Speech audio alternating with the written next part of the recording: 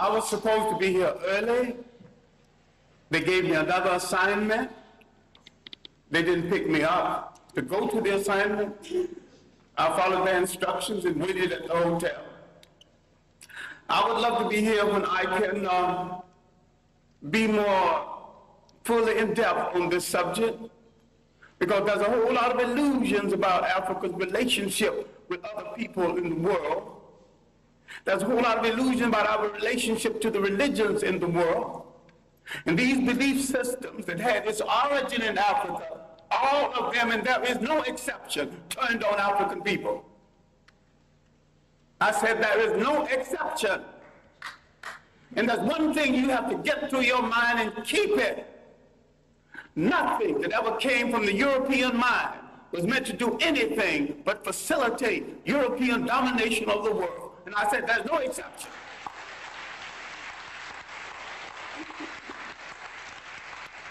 Everything that was brought into this continent, everything, every idea, every so-called religion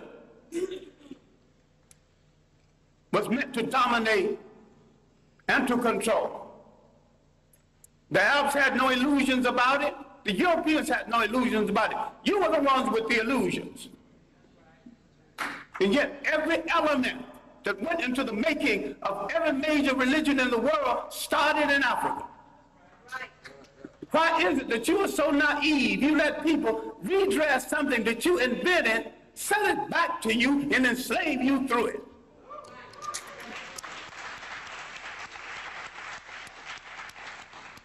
I'm saying that all organized present religions are male chauvinist murder cults. And I say there is no exception. Why I wanted to be here earlier, I wanted to deal with our relationship with the people of the world and the fact that we created peaceful nations that had no word for jail because no one had ever gone to one. No word for old people's home because no one ever threw them away, grandma and grandpa. No word for orphanage. We did all of this, and over half of human civilization was over before we knew that a European was in the world.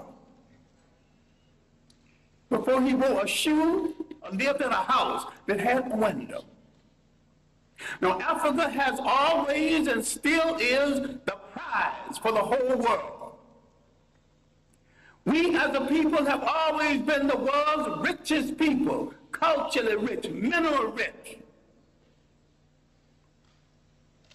We have always been the prize because we have always had and still have something that other people won't, think they can't do without, and don't care to pay for.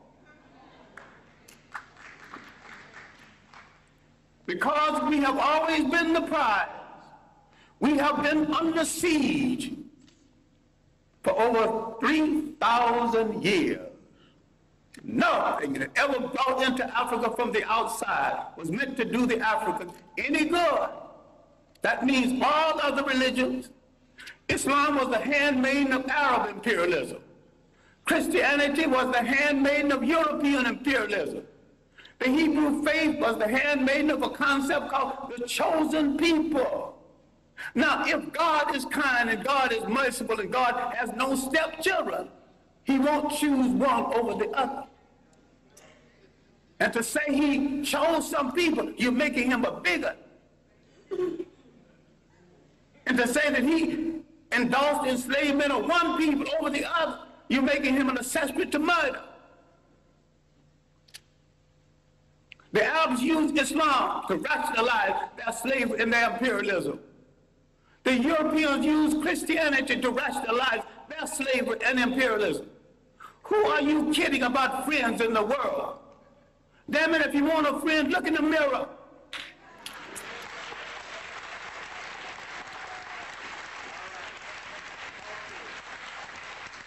There's 1 billion African people on the face of this earth. Why are you buying third-rate junk from third-rate people thinking you can't make it? Why don't you at least make a safety pin to hold your child's diaper together? Teach. Who has programmed your mind into thinking you can't make a car? The first man that made a car, they had never seen one previously.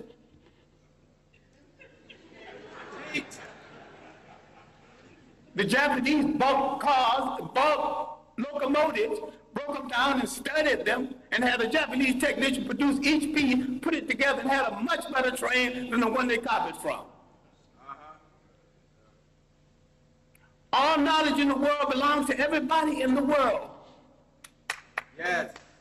Who has programmed our mind in assuming that we cannot run a nation and run it well? The main thing imperialism did, slavery and imperialism, that they removed African people from the respectful commentary of history. And they tell them something they are still telling them, and all of the organized religions are guilty of this. I favor none of it because Africa didn't need any of it. I'm saying that African belief systems, properly understood, is 10 times better than Judaism, Christianity, and Islam. And better for the African. Now you might have some romance with one of these religions. I have no romance with any of them. I have a romance with reality and truth. And the chips can fall where they may after I tell it. As for friends, you have had no friends. When they discovered you, they began to prey on you. Now let's look at our relationship with Western Asia, mistakenly called the Middle East. For 3,000 years, our greatest enemies came from Western Asia. They were trying to avenge the fact that they were once African colonies. You read a book called When Egypt Ruled the East, and you get some of the basic information on this. Now, the first visitors to Africa came in the 1700s BC. These were the people who would later be called Hebrews. Now, black people are ticklish on this because black people think that everything in the Bible is true. I question the intelligence of anyone who thinks everything in the Bible is true or supposed to be true.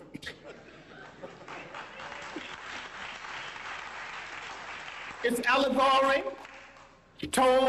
stories told to illustrate a point at a time when there were very few people reading books. And most of what went into the making of the Bible was copied from Egyptian texts. Now, if you want to get so dewy-eyed over the Bible, which is a carbon copy of a carbon copy, why don't you go back and read the original Egyptian text?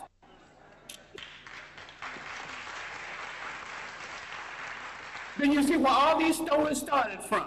You see where the story of the Exodus started from. Now, you get so dewy-eyed, you actually think there was an Exodus. These people walked into Africa. Why couldn't they walk out? Why did they have to go by sea? No. Why did they see at the park? If you read Egyptian literature, you will discover that the whole story of somebody parting the sea started with about 3,000 years before the Hebrew entrance. I should not use the word Hebrew entrance, but the entrance from Western Asia. Now let's get one thing straight, because black people are confused about all religions. Now I'm not against any religion. I'm a very spiritual human being. I just don't need a preacher to preach no 10 Commandments to me when he's a backslider going with some sister, some other man's wife. I'm intelligent enough to pick from the 10 Commandments, not commandments anyway, but they were omissions of purity at the great school at Luxor, the great African training school. All right, now, let's get into this Western Asia. I'm saying that the people who came from Western Asia escaping famine did not have any Hebrew faith when they came into Africa. And there's no record of a Hebrew faith before this. Why is it that when they left Africa in the so-called Exodus, they had all three? African culture, an African religion, and an African language. Now look at the origin of the so-called people you now refer to as Jews. And you're mistaken using that reference because the word Jew is of European origin. And the people in Europe who call themselves by their name have no relationship to the biblical people of the Hebrew faith. And I'm saying that the people we now call Jews entered world history with their visit to Africa. And when Africa was invaded, 1675 BC, instead of joining the Africans who had been their beneficiary and saved them from starvation, they joined the enemies of Africa. No one has ever returned any favors to us. As a people, we have always been hospitable to strangers, mostly the wrong stranger. And what we have to understand now, in the period of superior brainwashing, is there is no European answer for African problems. Either Africans find a solution to African problems, or there is no solution, and if you don't find a solution soon, you go back into slavery.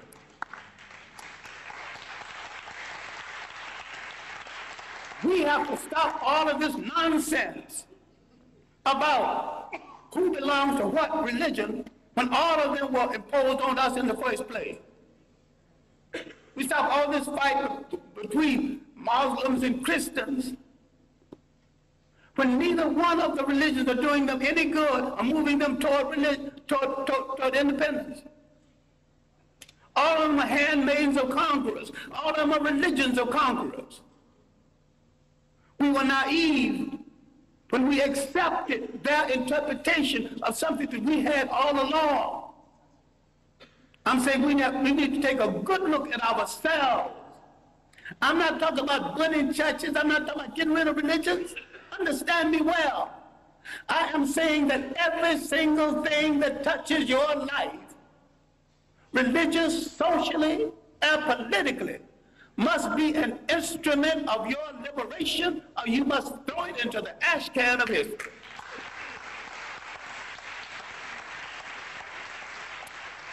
Develop a liberation Islam. And if you develop a liberation Islam, you have to turn on the supreme slave traders who were in the slave trade 1,000 years before the Europeans, the Arabs. And most brothers who think they're Muslims are merely Arabists. Forerunners, vanguards of Arab propaganda. The Arabs are not above joining the Jews against black people. In America, they're already doing it in Detroit. In America, they're already doing it in real estate. You got some dewy-eyed thing that you got a friend. I still ask you to look at that mirror. And if nothing staring back at you is friendly, then you've got no friend. But this is why you start friends. All right. I'm saying something which you need to reconsider. I'm saying that everything that came into Africa, every people that came into Africa, did not come to do Africa any good. Everyone and every religion and every people who came into Africa declared war on African cultures. They began the bastardization of African people, created confused mulatto who didn't know whether he to be loyal to his mother's people or his father's people. That confusion is still here. The fascination for the color of the conqueror and the fascination to go to bed with the conqueror. Now that's raw and mean, but it's true. Now, some time ago, a North African leader, Gaddafi, was sending some Libyans to study in Europe. And he told them what any good nationalist would tell students going to study: I'm not sending you to Europe to find a wife. I'm sending you to Europe to gain the technology to come back and make Libya a strong nation, a strong Islamic nation, and a strong Arab nation. And you cannot achieve any of this between the legs of a European woman.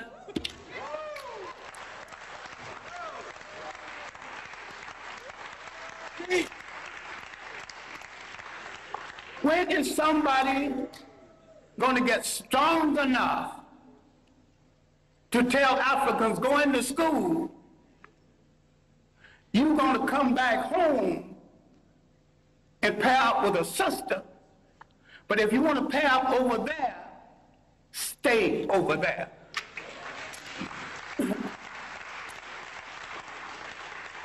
Now, the one thing we have to look at, and I'm sorry, I'm going to have to conclude on this because I've left out a body of information.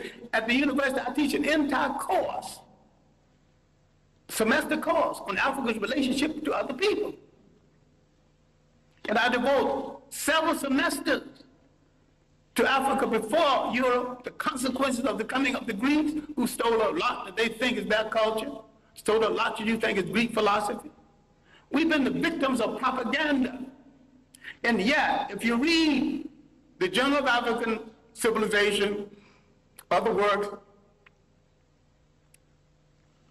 we have lived in Europe, we've lived in Asia, we've lived in the Americas. The African people have already proved that they can get along with different people, amalgamate their culture with different people without one hint of a war between us.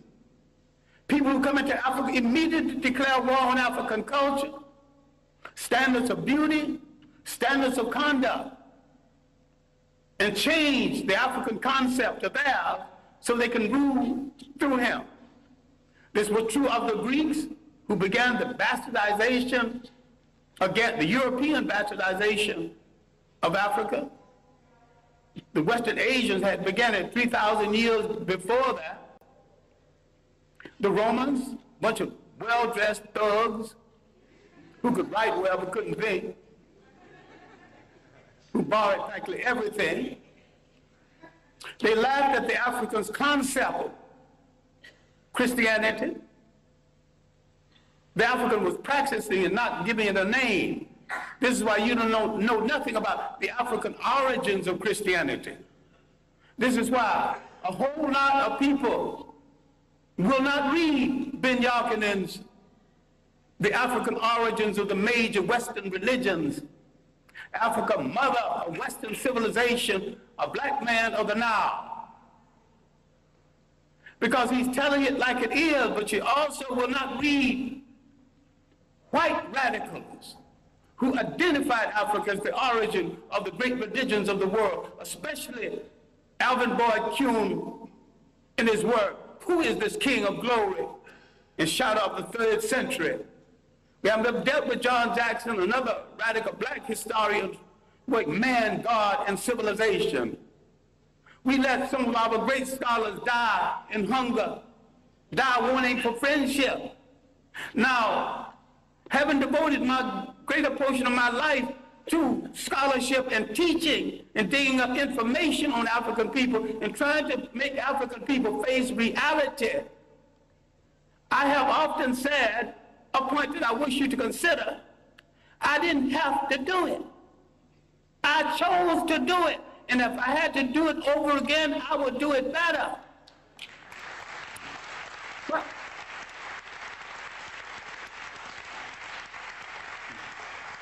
I have a lot of talent other than the talent to teach and to research. I've never met a rich man who had a better mind than me. So if I wanted to succeed as a rich man, I could have done that. I never met a crook who wasn't a fool. I could have been a good crook if I chose to be a crook. I chose to be a teacher of African history. I chose to look in the Bible where I couldn't find my people. I started looking for them in the world, and I didn't stop until I found them. And I know why they are left out of the Bible. I know why all the angels are white. You mean to tell me God is merciful, God is kind, and not one little brown or black angel sneaked into heaven? I ain't buying that. Now, the Bible that you get so dewy-eyed over is one of the greatest pieces of propaganda ever written.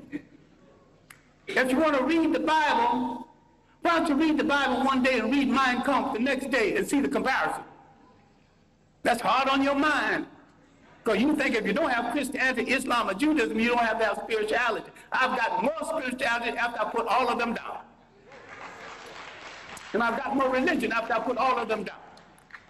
All right, now let me conclude something that has no conclusion. We have to look at The impact of Europeans on Africa, all impacts have been negative. The Romans laughed at the early African Christians. Finally, for political reasons, they stopped killing Christians and became Christians. I'm saying the Europeans became Christians for political reasons, as the Arabs became Muslim for political reasons, and as the so-called Jews became Hebrews for political reasons. People use organizations for political reasons, and what we get so dewy-eyed, in fact, we're dealing with the truth. If you look at indigenous African religion, belief systems, if you look at the idea when Africans had no churches of any consequence, because these fools came here and said, this is the house of God, and the African looked at that church and said, if God who made the wind, the spring, made the ocean roar, and you're going to tell me he can fit into a little thing you call a church? That is no house of God. So some of you had the common sense enough to move away from it, and some had the common sense to burn it down. I'm saying that you're closer to God when the further way you get away from organized religions that are all handmaidens of conquest. The Roman Empire developed during the early period of Christianity. Remember, the Roman Empire started in Africa. It rose in Africa. It fell in Africa. A lot of people need to stop reading some religious books and read some straight history without fable, without supposition, without myth. Read straight history. Read the Mediterranean world in ancient times. She's a racist, bigger, but her chronology is good. It is a good history of the European trying to move out of Europe into the Mediterranean to find something to eat, to put on that gosh darn awful European food. He has solved his problem at the expense of other people. The slave trade liberated Europe from the depressed economy they had created with the so-called Crusades and through the famines and the plague. Europe always solves its problems by preying on people outside of Europe. They are in a position right now that they have betrayed true socialism, which was not of European origin in the first place. And some people are confused between Karl Marx and Groucho Marx. I think a lot of people are Groucho Marxism instead of Karl Marxism. They're funny people. And if you think that that system started in Europe, no system as humane as socialism could have started among a bunch of icebox people who prey on their brother for their breakfast. Read Kwame Colson's work, The History of the Modern World, especially the early chapters.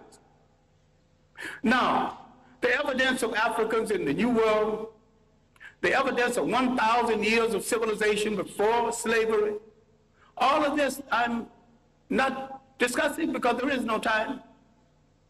But when the Romans disgraced themselves in the mismanagement of Christianity, they created a vacuum. Islam moved into that vacuum. The Africans thought that Islam would get the Romans off of their back. They were right. Islam got the Romans off of their back, and the Arabs jumped on their back, and they're still there, using Islam to justify it. Now, the African military man, because we are the greatest fighting machine in the face of the earth, if we ever discovered this, people are going to start running. Under proper leadership, proper inspiration, properly equipped, the black man is the greatest human fighting machine God ever created, if indeed God created it. I think the gods of Africa created it. Once you lose track of your heritage, you lose track of your liberty in this world. The Europeans doing the slave trade not only read the African out of history, they colonized history, they colonized information about history. They colonized image. They colonized the image of God. Who told you Christ was white? He was born in that part of the world predominantly occupied by non-European people. So you should not get into the argument about whether he's white. All you have to say, was he a Greek? No. Was he a Roman? No. But these were the only people partially white in the area at the time. If he wasn't a Greek, he wasn't a Roman, he was one of those other people. You don't have to argue about the shades of color. So far as you're concerned, once you establish he was not a Roman, he was not a Greek, your conversation is over.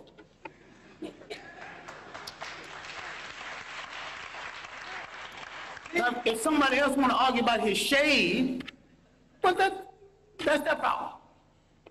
Then if you got a problem with color, then you got a problem with your mother and your father. You have insulted your mother and your father if you don't like what they gave you. I wear mine like a badge of honor. I dig it. I wear it well. All right. Love it.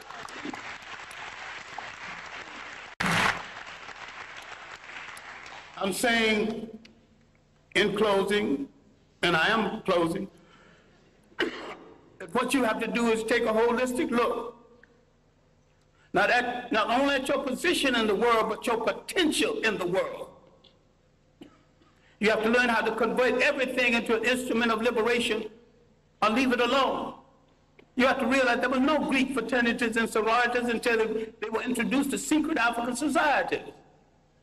People get all dewy-eyed over something that was imposed on them in order to control them without understanding that. That's another imperial effort.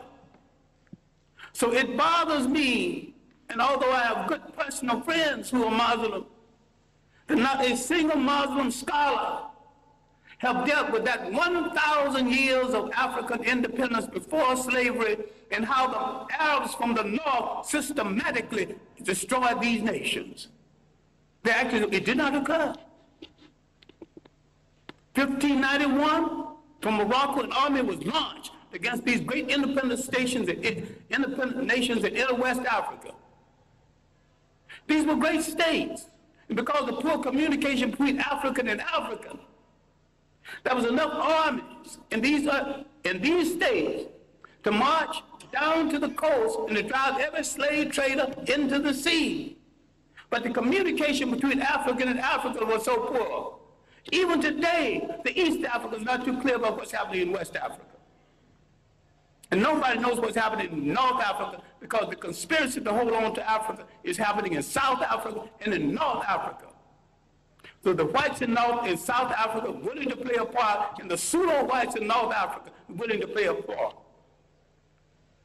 In all this world, you have no friends. But if there are a billion of you on the face of this earth, scattered all over the world, what do you need with a friend other than yourself?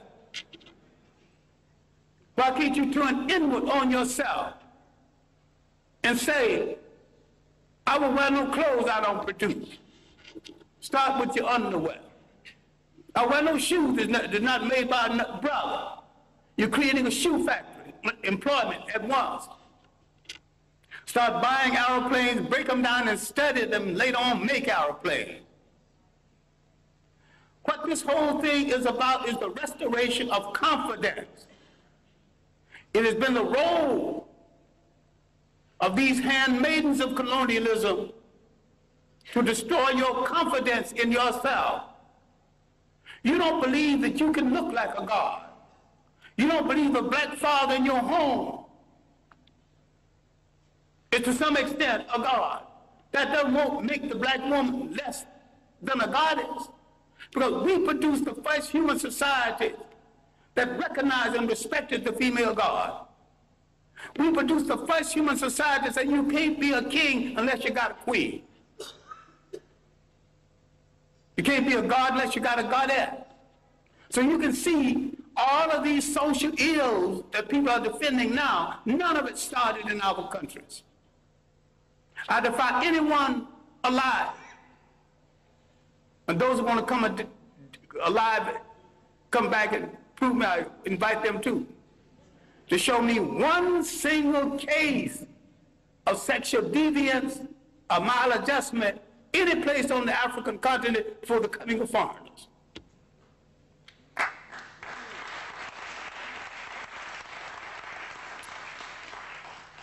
I defy you to show me one case of teenage pregnancy, one case of ill treatment of women. We got confused with someone else's ideas, someone else's concept and definition of us. What we have to understand is that faith has not spared us for an idle reason. A whole lot of people who've been hit less than us are extinct. What is there in us that made us strong enough to take this heavy blow? 500 years of slavery, one way or the other. Slavery, neo-colonialism. What made us strong enough to survive? What is faith saved us to do? And inasmuch as we gave the world its first humanity, faith has saved us to give the world its last humanity.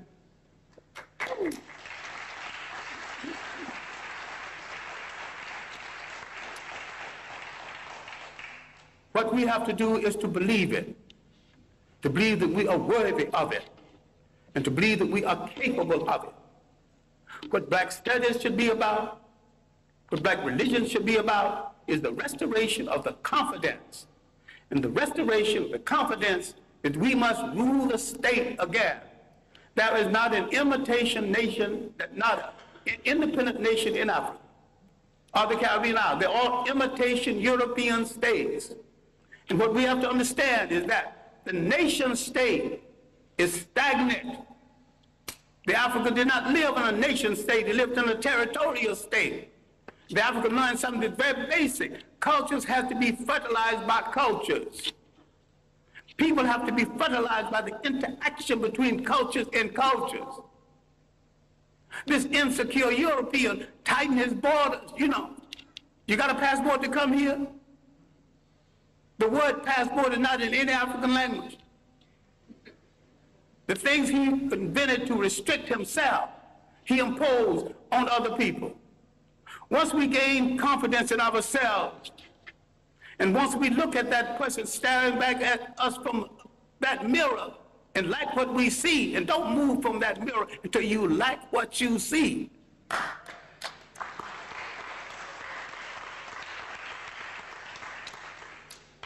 Then, in coordination with other African people throughout the world, we will give the world a new lease on life. We will turn to all of our people and not one part of them, because we came from a matrilineal society that respected women to the point that lineage came down to the female side. We must answer the call of the great African-American poet, Margaret Walker, who said, "Let the dirges end, let a new peace begin. Let us write a new covenant for the freedom of ourselves in the world." African men throughout the world need to step forward and answer Sister Margaret and say, "Sister Margaret, we have heard your call, and because we have never been a society that excluded women, with our women at our side, we are ready to pick up the challenge. We are ready to start a revolution that will change the world. We won't get ready tomorrow because tomorrow's things are left to tomorrow. We will start our revolution right now, and we will start it with ourselves."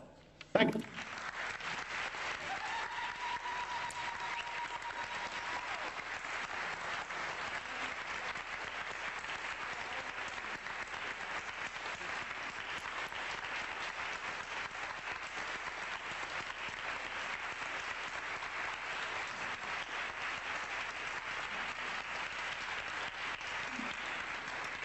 Since we have run over our time, I'm not quite sure what I should do since we have run over our time, but I know that there are some people who and we will try to have maybe just 2 or 3 questions.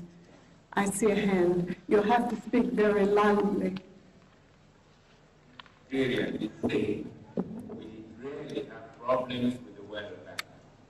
And when we are in trouble, we are told in this country our growth rate is 5%.